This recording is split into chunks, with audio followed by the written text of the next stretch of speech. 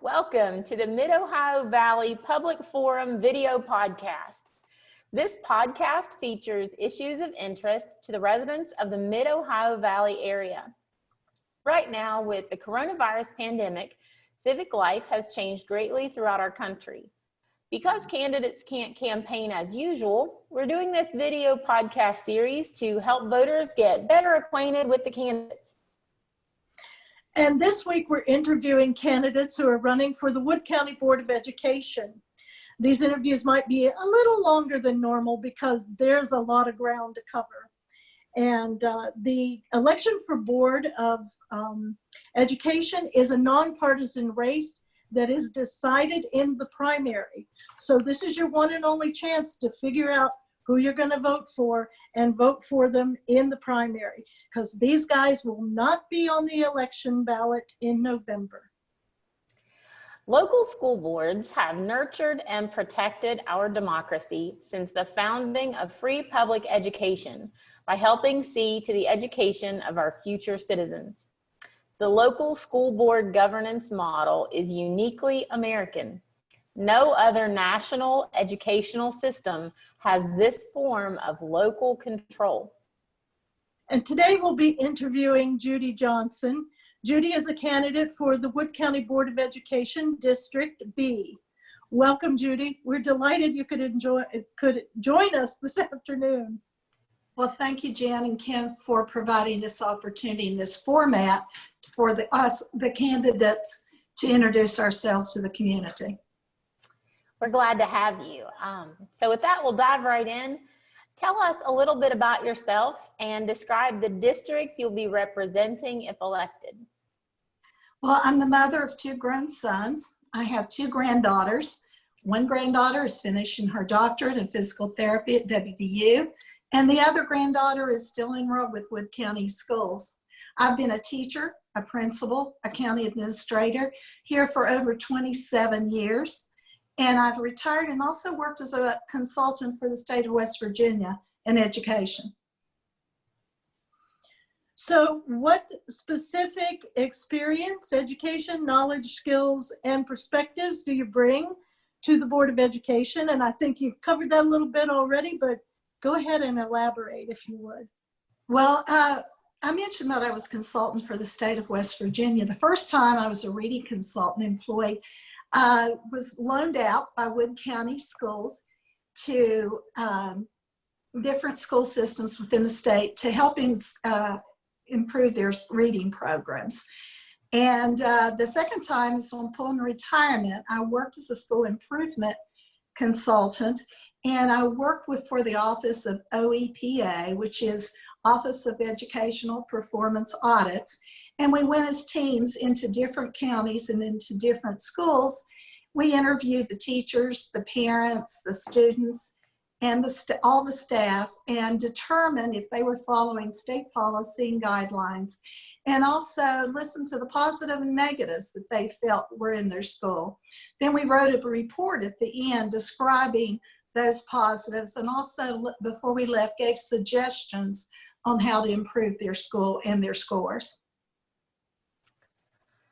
What is motivating you to run for office? What's the thing that made you decide that serving on the Board of Education was something you wanted to do? Well, you know, after spending so many years of my life, and I substituted before that for a long time when my children were small, I love being involved in the education system, and I really do love working with children. I love seeing the light in their eyes, and I love going to the board meetings and seeing the awards come. I enjoy the arts programs.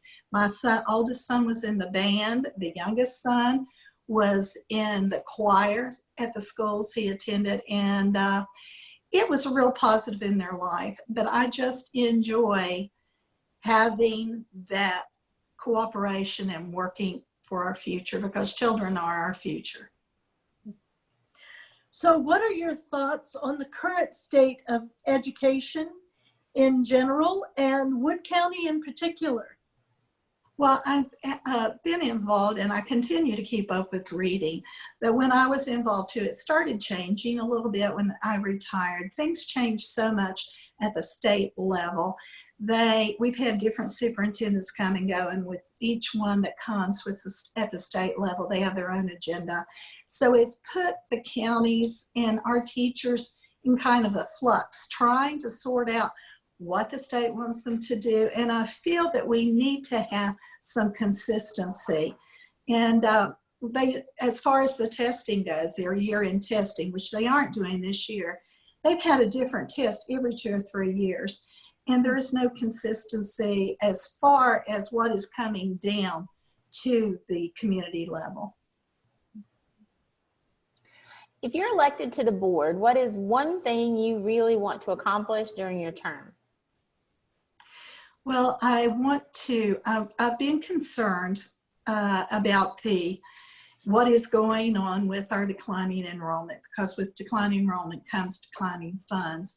And one of the things I want to ensure that no matter what happens is we continue providing the best education.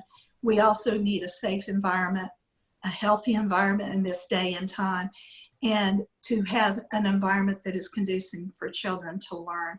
And I want to be part of that. And I feel that I have the background knowledge to make some of those decisions. So what is your understanding of the responsibilities of the Board of Education, and what do you see as the primary role of a school board member? The school board member, actually, one of the primary roles is to pick the right superintendent. They're the ones that does the recruiting. They're the ones that does the hiring, because the school superintendent is the one that supervises everything that goes on in the county, and he reports back to the Board of Education.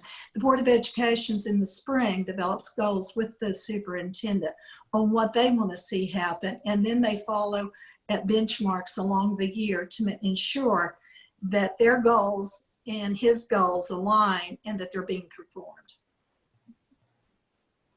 What is your understanding of the relationship of the Board of Education to the superintendent of schools? I think you just touched on that a little bit.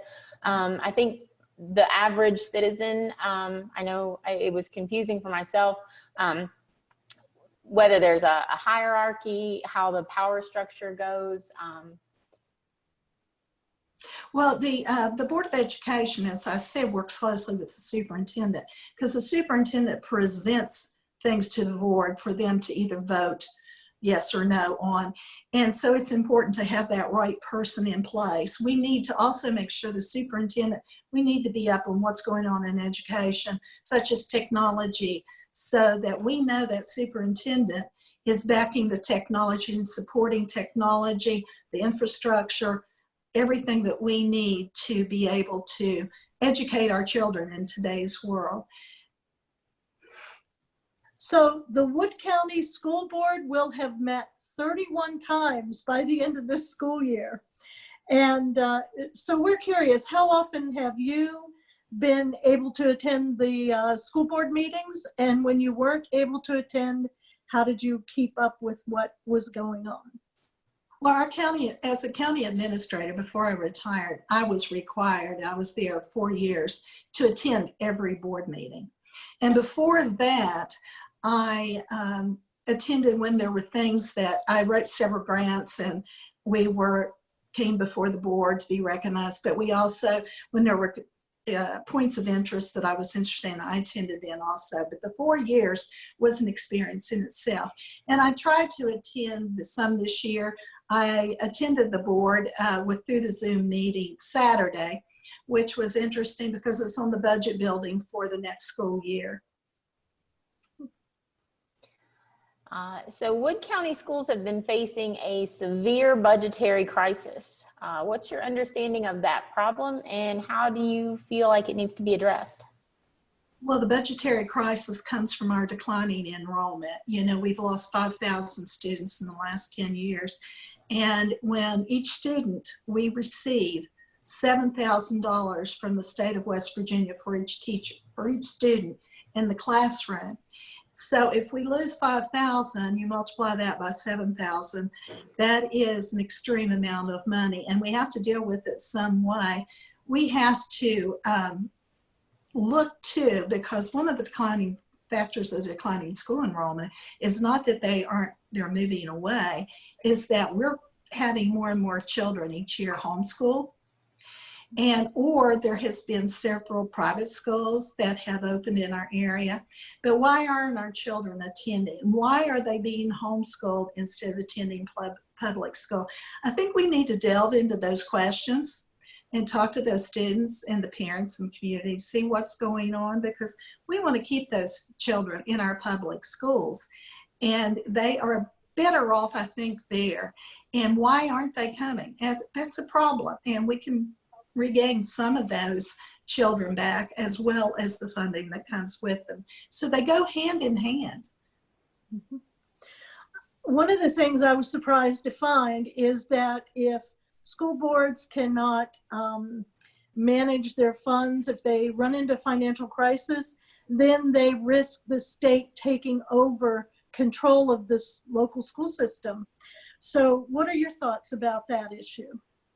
Well, I've attended many state meetings in my position, and the state always assured us that's the last thing they want to do is take over a school system. And I don't believe they've done that for several years.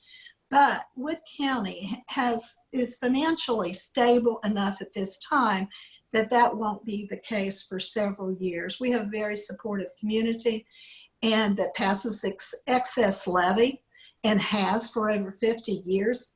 And I think that that is not something we have to worry about, but we're going to have to be prudent in how we handle our finances in the future to keep us in good standing. There is a contingency fund that we have to maintain, and they are maintaining that at this time. So education will be changing, just like life in general, in the post-COVID-19 world. What are your thoughts on this? This is such an unknown. It's uncharted territory. We've never lived through this in our lifetime, and I hope we never do again. Education we're going to see it more technology involved in that, and thank goodness we have that, but we have to have, everybody has to have it. We can't just have a few children having it and the others taking packets home, which is what we ran into this year. We have to provide the technology and the infrastructure to make sure all children get the same opportunities. But we have to look also at the size of our classrooms. I think that's going to be a problem when school restarts. And there's going to have to be some decisions made. We have to follow the guidelines of the CDC and also our own health department. When I was principal when we had the H1N1 epidemic, and our world changed quite a bit then. I was involved in the children. Our school nurse brought the health department in, and we went into a dark room, and we put our hands under ultraviolet lights. I did the process with them. I was real interested. And you could see all the bacteria on your hands, you know. So we went, then they sent us back to wash our hands, and then we came back. I think I was in there with kindergarten. And we put our hand under ultraviolet light again, and you could still see the bacteria on some of it. They were a little better, but they sent us back, and then they told us we had to wash it. Well, they said, they didn't say 20 seconds. They said we had to sing the happy birthday song twice and wash them with soap and do that, and then come back and look at them. And it was amazing how much bacteria was removed. So that is something I had learned. And also we changed how every teacher had a bottle of sanitizer in the room. We had to clean computer keyboards, because you can imagine we have computer labs. So if every child in that school is coming through that computer lab, those keyboards need to be sanitized after each child. So, you know, there was a lot of factors that when we went through that experience, that we changed and we learned from it. And also the custodians, how they sanitize water fountains, things like that. And there came a time where we taped off the water fountains. Children were allowed to bring bottles of water to school so that they wouldn't have to use a water fountain. We changed a lot then and learned a lot. And I think this will be an even more extreme learning experience, but we'll be changed a lot the way we do things. But safety and health of our children are our first concern. Well, children must be educated and protected at the same time. So Yes. there are a couple of things we'd like to ask about that have to do with things that may change or things we'll have to think about because of the COVID situation. How do you feel about, and I'm going to talk about three different things. One, implementing professional education on remote learning platforms and other tools for teachers. For them to use, you mean to teach To teach the teachers on remote learning platforms. Oh, okay. Well, that's been going on for some time. And I think since I've left, they developed a contract with Apple that they're doing even more. I know some counties that I was fortunate to visit, Raleigh County, for example, every student in 3rd grade and up had a laptop in the elementary school. Every student in high school got I said laptop, I'm sorry, tablet. Every student in high school, when they entered high school, got a laptop that they kept till the end of their high school years. I think that is something, if the children know it, then we have to teach the teachers. And there is a lot of instruction going on. I'm still privy to a lot of the state instruction that's going on in this COVID virus environment, and they're presenting trainings online as we speak and throughout this. And I think the teachers will be taking advantage of that. We can't teach the children without teaching the teachers. Okay. Second, class sizes in regards to social distancing. Well, I think I mentioned that before. I think we have to look at that. I think too, when we start school, for years we have staggered our opening for kindergarten. Like half the kindergarten comes one day, half comes the next day, and then everybody comes together later. That is something they may have to look at this year, because what's important when those children first enter on their first day is to teach the protocols. School's different now. This is what we have to do. This is where we sanitize our hands. This is when we sanitize our hands. We may have to use masks in every classroom for every child. We have to look at those things and think what is best for the children and reorganize the school year just a little bit. Now, what about how to protect elementary students with regards to hand hygiene and not spreading? As I said, we need to get the health department in there because it's really fascinating. And it'd probably be good. As a Title I teacher in the past, it was important for us to have parent involvement and teach the parents at home the expectations that we expected to see at school. So I think we need to, as a community learning experience, because we have volunteers in the school too, there's going to be protocols that haven't been there before, but we really have to enforce the hand washing.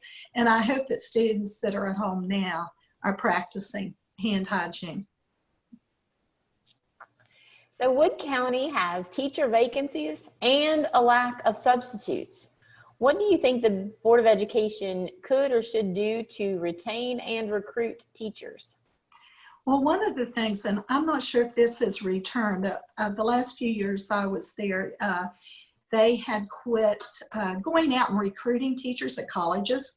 There's a college day when all kinds of school systems used to go into Marshall and WVU and all the schools and let them talk about and present their own school systems and meet the people there. When I was a principal, there was not a program in West Virginia for library science, and we were hiring a librarian. I had to recruit that librarian from Pennsylvania, and they're still here. I'm so glad to tell you, after 10 years, they're still here. And they love the community.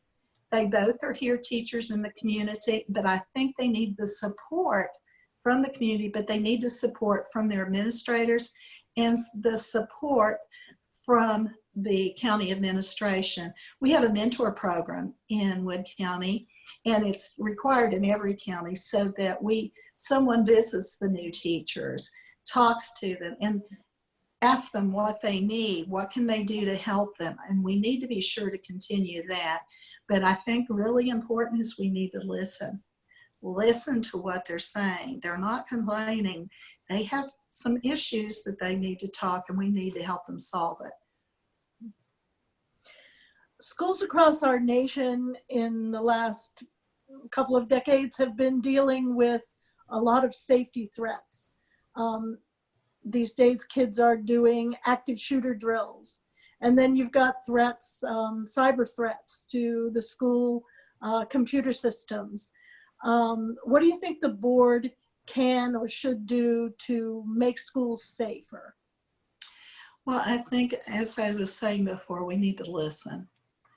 You know, it's nice to say bullying doesn't go on in this school, but one of the things that we do as county administrators, direct a survey to students, and it amazed me how many answers we got at our grade level that they were concerned about the bullying. They were very aware. We have to stop that before it comes. We have to have and we do have character education, because those things don't start overnight. They build through the years. And it's the children that grow up in anger and hopeless. We have to address that at a much younger age and to get them their needs when they think problems start occurring. And we also need to provide them the safety of video equipment, locked doors, good windows, access that they do not have access to this, people have access to the school. There's so many things, but I think the first thing is addressing maybe mental health problems at a younger age. So what are your thoughts on special education, either for advanced students or for the students who need a little more help in our county? Well, when I served as a consultant and a principal, that was one of the things I did want to just address. We have, most textbooks even have different stages of learning for different children, although they all learn the same concepts. Some children need to be retaught or reinforced on certain skills, where other children master it right away, and we don't want their learning to stop. We need to enrich and continue. So teachers have so much more responsibility now. They have to get the continuum of learning so that every child does not stop learning while they're in their classrooms. So this is a two-part question. What do you think you will enjoy the least about serving on the board if you're elected, and what will you enjoy the most? Well, I think it's probably almost the same answer. One of the reasons I wanted to run was because I was concerned about the declining funds, and I knew cuts had to occur in the future. But I wanted to ensure that the cuts did not cut into what our education is all about. We want to support teachers, support our staff, and support our students. And when we make those funding cuts, we want to make them in the best possible way that we still have a quality program. And the thing I least desire is having to make any cuts whatsoever to our education program.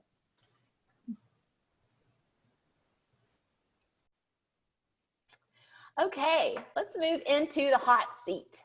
These are issues in education today that could be considered hot button issues. They tend to get a lot of interest from the public and have been known to divide school boards and communities. Some of the issues are especially controversial, and a few have come up here in Wood County. We'd like to get your brief take on these issues. For this purpose, we're going to use a rapid fire format where you say you support, not support, support with qualifications. We'd like you to keep the answers to one word or one sentence so we can get through this quickly. With that, let's start. Random drug testing of students. Wow. Well, I believe that they're doing random drug testing in the vocational programs because it's a virtual workplace and has to be a virtual workplace. And in the workplace, one of the things that is in a lot of businesses and jobs right now is that they are randomly drug tested. So you know, I feel pulled for this one, and I think we have to comply with what our guidelines are from the state, but we want to have our children successful, and if that will get them successful, we need to be open to that. Random drug testing of teachers and school personnel. Well, we couldn't do one without the other, I'm sure. And as I said before, I think we have to follow state and federal guidelines as well as our personal civil liberties. But we have to look at that and we have to investigate it and see if that's the thing to do. School consolidation. That's tough because, you know, I live in the Waverly area, and I also have a lot of interest being a county administrator in the other schools. I think we have to look at each school individually, each community individually. We have to make sure that the schools will blend and not develop discord because of the consolidation. I was at Jefferson Elementary when they combined Park, the other two schools that came to Jefferson. And we did real well, but you know, we prepared all summer for that as teachers. And we wanted to give the children the best possible opening and the best possible blending and enrichment of their consolidation experience. And I think it went very well, but we have to handle it very carefully. And we have to look at schools individually. That wasn't a short answer, I'm sorry. Expending money to make schools more green and energy efficient. Absolutely, no question. If they're more green and energy efficient, we're going to save money. Providing vouchers for school choice. That is difficult for me because I believe that we have a good educational system, and I hope that if we can solve some of the problems that we've talked about earlier, that we have less children wanting to attend private school and will stay in public schools. Establishing charter schools. Charter schools, from what I've read and the research I've done, is very interesting. I think that we have to follow the guidelines the state and the legislature have set before us. However, I think we need to investigate in charter schools that want to establish here. There has been, if you look at what the schools have been like in Ohio and some of the other places, they are for profit. You know, that is their goal, is profit. Not like the school system where our goal are the students. Cutting arts and elective subjects to concentrate on the basics. Well, you know, both of my sons are grown now, but they both had difficulty in school, and they found a place. My oldest was in the band. He had the best grades when he was the busiest and in the band and practicing every night and going somewhere every weekend. But his grades were better then because it was a structured environment and it was a place for him. And he enjoyed that. He had a musical talent. My youngest son was in the choir. He was a wonderful singer and enjoyed being with the choir and doing performances. And I feel that he found his place also. Every child has abilities. And if we don't nurture those abilities to the fullest, we don't know where they can go. We need to give them a broad education in the arts. Increasing instructional staff and decreasing administrative staff. Decreasing instructional, absolutely not. We need increasing instructional and decreasing administrative. Positively. We need to, particularly in the COVID environment, I think we're going to have to look at that. We have to look at class size. We have to look at the number of spacing for children. And they just get more one-on-one attention with instructional staff. Now, decreasing administrative staff, in Wood County, I feel that we are probably have a decreased amount compared to a lot of the other counties in our county offices. So I think that would have to be looked at very carefully because, you know, they provide the support for the teachers, but we definitely need to increase instructional staff. increasing the cost of dental insurance, which was secured in lieu of a pay raise. Right. Well, I was on the committee last year that looked at that with other retirees and present employees. We looked how to save cost, and we came up with some really good solutions, I think. And the dental insurance was given us a pay increase, and it will help to retain those new teachers. Also, the program, you have to give them benefits to retain them, but we want them to be healthy enough to teach, and dental health is as important as anything. Reducing the number of personal days that are allowed to be cashed in at retirement. I had a year and a half, almost 2 years when I retired, and instead of cashing in those days, I turned them into sick days, which the state then was responsible that I requested them to turn them into seniority days for my pension, so that I was able to make more on my pension, a year and a half more seniority. So I think we need to look at that. Not all counties even do that. They're not allowed the opportunity. So we need to look at that benefit, and we need to make sure teachers are aware of the benefit of holding on to those days to be turned in for seniority at the end of their career. You've touched on this a little, reducing the student to teacher ratio. Absolutely. Like I said, it's a COVID environment. There is no other way to do it. We're very fortunate in West Virginia. There are restrictions on how many students you can have in the classroom, at least up to middle school. And then it's not quite the same, and it goes higher and higher. I think we really need to look at the middle and high school to see what we can do about reducing class sizes there also. PEIA and pension protection.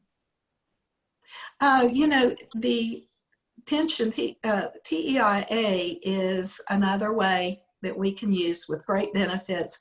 We can recruit teachers to West Virginia and keep them here. Because it is great insurance, I think, and I still have a retired PEIA form. And I think we need to continue to provide that, but also the pension has been borrowed from with the legislature, and they need to fund it completely to make it secure.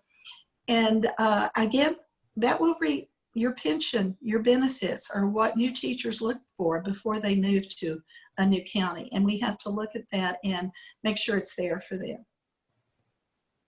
With that, we'll move to the wild card section. Those were the hard questions. These should be the easy ones. Oh, good. I hope. What would you say are your own personal core values? Well, I think my core values, at least as far as if I'm going to be a board member, I'm going to say I want a safe environment, a healthy environment, and an environment for them that's conducive to learning, because those children are our future. My grandchild is in that school. She has asthma. I want her to have a safe and healthy environment. I want all of our children to. So I think we need to family and community and health and safety. What are you really passionate about as a person?